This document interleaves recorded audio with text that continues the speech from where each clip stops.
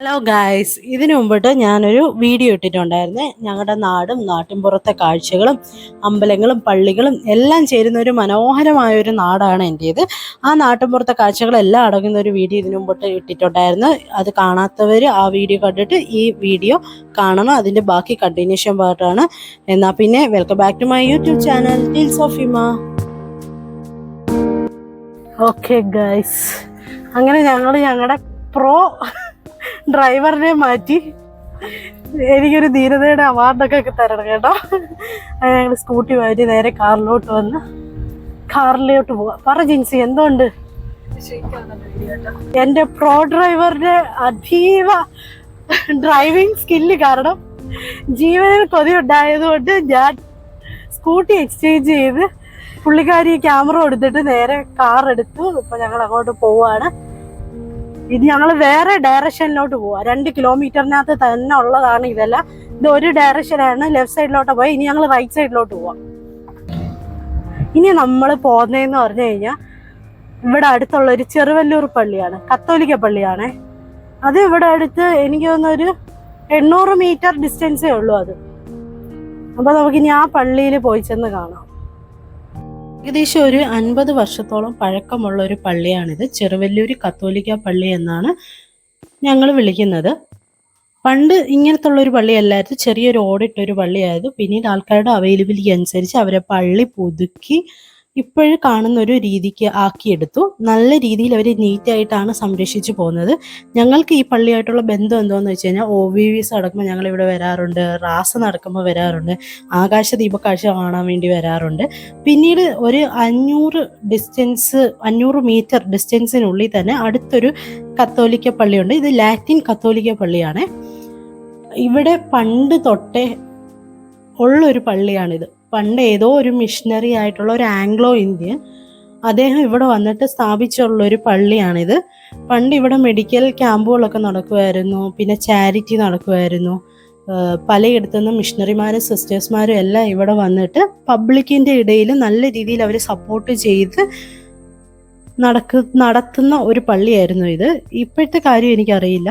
പിന്നെ എനിക്കിപ്പോഴും ഫേവറേറ്റ് ആയിട്ടുള്ളതെന്ന് പറഞ്ഞാൽ ഈ പള്ളിയുടെ ക്രിസ്മസിൻ്റെ ടൈമിൽ ഇവിടെ അടിപൊളിയായിട്ട് അവർ അലങ്കരിക്കും, പുൽക്കൂടും ട്രീയും ഒക്കെ. അതുപോലെ തന്നെ ആ പള്ളിയും നല്ല രീതിയിൽ അവർ അലങ്കരിക്കും. അത് കാണാൻ വേണ്ടി പലപ്പോഴും രാത്രിയിൽ ഈ പള്ളിയുടെ സൈഡിൽ കൂടെ ഞങ്ങൾ എപ്പോഴും പോകും ക്രിസ്മസിൻ്റെ ടൈമിൽ. പിന്നെ ഞങ്ങൾ ഇവിടുന്ന് നേരെ ഇറങ്ങിയിട്ട് ഒരു സാൽവേഷൻ ആർമി ചർച്ച്, ഒരു 500 മീറ്റർ ഡിസ്റ്റൻസ് അത്രേ കാണത്തുള്ളൂ. ഈ സാൽവേഷൻ ചർച്ചിൻ്റെ 2 കിലോമീറ്റർ അപ്പുറത്ത് വേറൊരു സാൽവേഷൻ ചർച്ചുണ്ട്. ഇവരുടെ ചരിത്രം പറയുകയാണെങ്കിൽ ഇതൊരു മിഷണറി ആയിട്ടുള്ള വില്യം ബൂത്ത് എന്ന് പറയുന്ന ഒരു മനുഷ്യനും അദ്ദേഹത്തിൻ്റെ വൈഫ് കാതറിനും ഇവർ രണ്ടുപേരും കൂടെ ചേർന്ന് നടത്തിയൊരു സംഘടനയാണ്. ഇതൊരു ക്രിസ്ത്യൻ മിഷൻ എന്ന പേരിലായിരുന്നു ആദ്യകാലങ്ങളിൽ ഇത് അറിയപ്പെട്ടിരുന്നത്. പിന്നീട് അവർ സാൽവേഷൻ ആർമി ചർച്ച് എന്ന പേരിലോട്ട് മാറ്റിയതാണ്. ഇൻ്റർനാഷണൽ ക്രിസ്ത്യൻ ചർച്ച് എന്നാണ് ഇവർ പൊതുവെ അറിയപ്പെടുന്നത്. പണ്ട് വില്യം ബൂത്ത് ആണെങ്കിൽ സുവിശേഷം പാവങ്ങളുടെ ഇടയിൽ അറിയിക്കുകയും അതുപോലെ ഇദ്ദേഹത്തിൻ്റെ വൈഫ് കാതറിൻ ആണെങ്കിൽ ധനികരുടെ ഇടയിൽ പോയി സുവിശേഷം പറയുകയും ചെയ്യുമായിരുന്നു. ധനികരുടെ ഇടയിൽ കിട്ടുന്ന പൈസ കൊണ്ട് ഇവർ പാവങ്ങളെ സംരക്ഷിക്കുക. ഇവരുടെ മെയിൻ ഫോക്കസ് തന്നെ പാവങ്ങളെ സംരക്ഷിക്കുക, സാമൂഹ്യ സേവനം, ദരിദ്രർക്ക് ഒരു നേരത്തുള്ള ആഹാരം, അങ്ങനത്തുള്ള കാര്യങ്ങൾ മാത്രം ഫോക്കസ് ചെയ്ത് വിശ്വസിച്ച് പോകുന്ന ഒരു സമൂഹമാണ് സാൽവേഷൻ ആർമി ചർച്ചിലുള്ളത്. ഇപ്പോൾ ഇവർ നോക്കിക്കഴിഞ്ഞാൽ ഏകദേശം 1.62 മില്യൺ ആൾക്കാർ പോലും ഇവരുടെ സഭയിലുണ്ട്. പിന്നെന്ന് പറഞ്ഞു കഴിഞ്ഞാൽ ഇവർക്ക് പ്രത്യേകതരം ഐഡൻറ്റിറ്റി ആണ്, പ്രത്യേകതരം യൂണിഫോം കോഡുണ്ട്, കൊടികളുണ്ട്, ബാഡ്ജ് ഉണ്ട്. ഇവരുടെ സഭയിലെ ശുശ്രൂഷകരെ നമ്മൾ ഓഫീസർമാർ എന്നാണ് പറയുന്നത്. ഞങ്ങളുടെ നാട്ടിലാണെങ്കിൽ അയ്യ എന്ന് വിളിക്കും. അതുപോലെ തന്നെ ഇവരുടെ വിശ്വാസികളെ സോൾജേഴ്സ് എന്ന പേരിൽ അറിയപ്പെടും. അങ്ങനെ ഇവിടുത്തെ കാഴ്ചകളെല്ലാം കണ്ടിട്ട് നേരെ ഞങ്ങളൊരു വിദ്യാലയം കാണാൻ വേണ്ടിയാണ് പോയത്. ഞാൻ കഴിഞ്ഞ വീഡിയോകളിൽ പറഞ്ഞിട്ടുണ്ടായിരുന്നു, ഞങ്ങളുടെ നാട്ടിൽ 1 തൊട്ട് 4 വരെ ആണ്ടു സ്കൂളിലാണ് മിക്ക ആൾക്കാരും പഠിച്ചിരുന്നത്, ഇപ്പോഴും പഠിച്ചുകൊണ്ടിരിക്കുന്നത്. അത് കഴിയുമ്പോഴത്തേക്ക് നേരെ 5 തൊട്ട് 10 വരെ നേരെ ഉമ്മന്നൂർ സ്കൂളിലോട്ട് വരും. ഇപ്പോഴത്തെ സിറ്റുവേഷൻ അല്ല ഞാൻ പറയുന്നത്, വർഷങ്ങൾക്ക് മുമ്പിട്ടുള്ള. കാരണം അന്ന് ആ സമയത്ത് സ്കൂളുകൾ ഇന്നത്തേതുപോലെ അത്ര അവൈലബിലിറ്റി ഇല്ല. ചിലപ്പോൾ ഒരു സ്കൂളുകൾ മാത്രം, 1-2 സ്കൂളുകൾ അത്രയൊക്കെ ഉള്ളൂ. അപ്പം മിക്കവാറുള്ള ആൾക്കാർക്ക് എളുപ്പം ഇവിടെ വന്ന് പഠിക്കുന്നത്. അപ്പോൾ ഇവർ 5 മുതൽ 10 വരെ ഗവൺമെൻറ് സ്കൂൾ ആയതുകൊണ്ട് ഇങ്ങോട്ട് വരും. അത് കഴിയുമ്പം 10 കഴിഞ്ഞാൽ നേരെ VHSC ഉണ്ട്. അങ്ങനെ ഇപ്പുറത്തെ ബിൽഡിങ് VHSCയിലോട്ട് പോകും. VHSC വേണ്ടവർക്ക് +1 +2 ആണെങ്കിൽ വേറെ സ്ഥലത്ത് പോയി ചെന്ന് പഠിക്കും. അതിൻ്റെ തന്നെ ഒരു 300 മീറ്റർ ഡിസ്റ്റൻസിൽ തന്നെ അടുത്തൊരു കത്തോലിക്ക പള്ളിയുണ്ട്. അപ്പോൾ നിങ്ങൾ ആലോചിക്കണം, എന്തോരം പള്ളികളും എന്തോരം അമ്പലങ്ങളും ഉള്ളൊരു നാടാണ് ഞങ്ങളുടേത്. അത്രയ്ക്ക് റിച്ച് ആയിട്ടുള്ള ഒരു കൾച്ചർ ഉള്ളൊരു നാടാണ്. ഇതെല്ലാം തന്നെ 2 കിലോമീറ്റർ ഡിസ്റ്റൻസിലാണെന്ന് നിങ്ങൾ ഓർക്കണം. പെട്ടെന്ന് വരികയും പോവുകയും എല്ലാം ചെയ്യാൻ പറ്റുന്ന ഒരു ചുറ്റളവിൽ ഇത്രത്തോളം സംഭവങ്ങൾ ഞങ്ങളുടെ നാട്ടിലുണ്ട്. പിന്നെ ഈ റോഡുകളൊക്കെ കാണുമ്പോൾ നിങ്ങൾക്ക് നല്ല പരിചയം തോന്നും. കാരണം എന്ന് പറഞ്ഞു കഴിഞ്ഞാൽ ഈ റോഡിൽ കൂടെ കഴിഞ്ഞ പ്രാവശ്യത്തെ വീഡിയോയിലും ഞാൻ വന്നിട്ടുണ്ടായിരുന്നു. പക്ഷേ നമ്മൾ ഡയറക്ഷൻ ചേഞ്ച് ചെയ്തായിരുന്നു പോകുന്നത്. ചിലപ്പോൾ നമ്മൾ ലെഫ്റ്റ് പോകും, ചിലപ്പോൾ നമ്മൾ റൈറ്റ് പോകും. ഇതാണെങ്കിൽ ഇപ്രാവശ്യം നമ്മൾ പോകുന്നത് സ്ട്രെയിറ്റ് ആയിട്ടാണ് പോകുന്നത്. സ്ട്രെയിറ്റ് പോകുമ്പം എന്തൊക്കെ കാര്യങ്ങളാണ് ഉള്ളതെന്ന് നിങ്ങൾക്ക് ഞാൻ കാണിച്ചു തരാം. നേരത്തെ നമ്മൾ ഈ സൈഡ് വഴിയാണ് പോയത്, നമുക്കിനി നേരെ പോയി നോക്കാം. നേരെ പോയിട്ട് എന്തൊക്കെയുണ്ട്. ഇത് വീടിൻ്റെ അതിലെ കൂടെ വരുമ്പോഴത്തേക്ക് 2 കിലോമീറ്റർ ഉള്ളൂ. നമ്മളിങ്ങനെ ചുറ്റി വരുന്നുണ്ട്. ഈ കണ്ടോ, ഈ സൈഡെല്ലാം വയലാണ്. ഇത് നമ്മുടെ അംഗനവാടിയാണ്, സ്വന്തം അംഗൻവാടി.